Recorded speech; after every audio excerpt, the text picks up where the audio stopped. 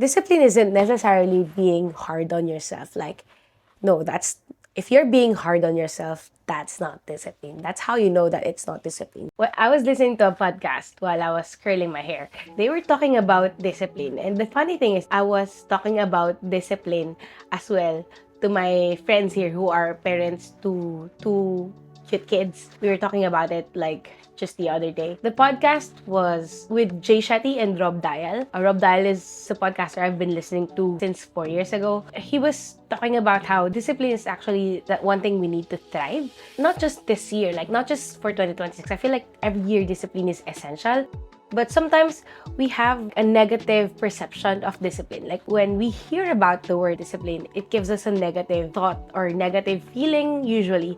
Kasi it's like, oh, parang pinapalo or grounded or whatever. Especially yung tatay ko, very disciplinarian when we were growing up. And yun nga, pinag-uusapan namin ng friends ko nung isang araw, how discipline is really important for kids. We were talking about it in the context of these kids, like their kids. And I was also sharing how I was disciplined by my dad growing up. Sabi ko during that conversation, I really hated it. Like, I really didn't like the feeling of being disciplined.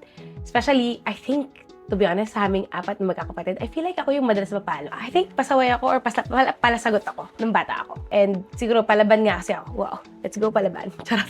Palaban. Sinasabi ko dun sa friends ko na it's not a good memory. To be honest, it can be traumatic, especially sa akin, palo like kind of physical.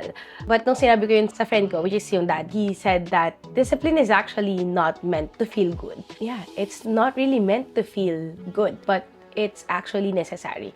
I have hung out with friends who can be like strict parents, or not really strict, but like fair enough, I would say. I don't know, I'm not a parent, but you will really notice the difference between a disciplined child and an undisciplined child. Sabi ko, nung sa conversation na yun, even though I don't like that memory, I'm really thankful for that. If I wasn't disciplined growing up, I would have a hard time disciplining myself as well. I know my relationship with discipline as a kid, it didn't feel really good. But now as an adult, I can view it now as a good experience. If you've actually had a bad relationship with the term discipline because of how you were disciplined when you were growing up, I feel like you can actually change that as an adult. Like you can actually reparent yourself in that way when you build self-discipline. Discipline equals freedom may sound really counterintuitive, but yung financial discipline ko actually led me to financial freedom. Yung work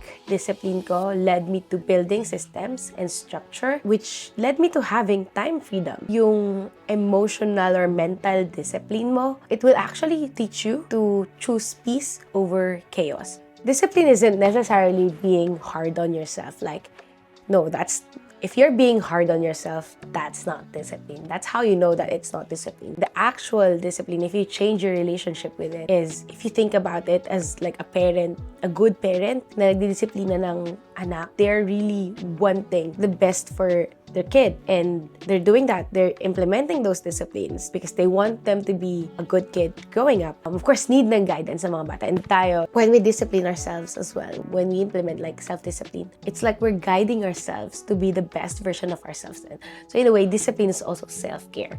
It's not really punishment. It's not being hard on yourself.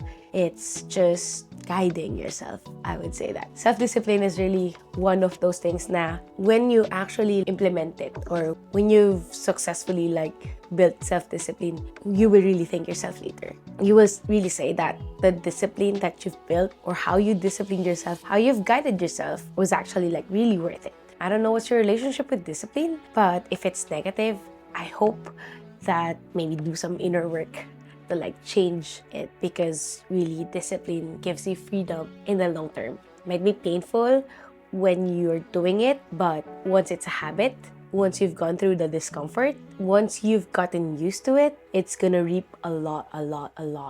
really a lot of fruits.